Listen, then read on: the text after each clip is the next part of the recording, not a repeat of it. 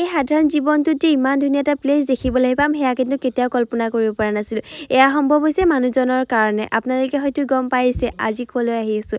হয়, আজি পাছিঘাট আহি আছোঁ আৰু মোৰ এয়া ছাবস্ক্ৰাইবাৰসকলক লগ পালোঁ।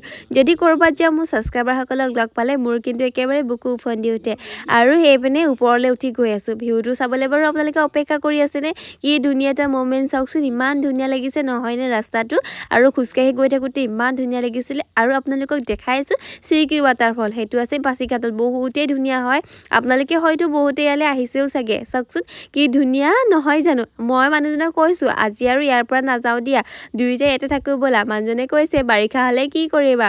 মই কৈছোঁ ত্ৰিপাল এখন আনি ল'ম আকৌ, সেনেকৈ সোমাই থাকিম। আৰু ইয়াতে মানে অকণমানিকে গুফা এটাও আছে আৰু সেইটোতে সোমাই থাকিম বুলি কৈছোঁ। সঁচাকৈ ইয়ালৈ যদি আপোনালোকে আহে তেতিয়াহ'লে ইয়াৰ পৰা কিন্তু যাবলৈ মন নাযাব। চাওকচোন ভিউটো যে কি ধুনীয়া। পিছে নেক্সট পাৰ্টটো আপোনালোকক পিছৰ ভিডিঅ'ত দেখাম। আজি ভিডিঅ'টো কেনেকুৱা পালে জনাব আৰু কমেণ্ট কৰিব যে ভিডিঅ'টো কেনেকুৱা হৈছে। আজিলৈ বাই বাই।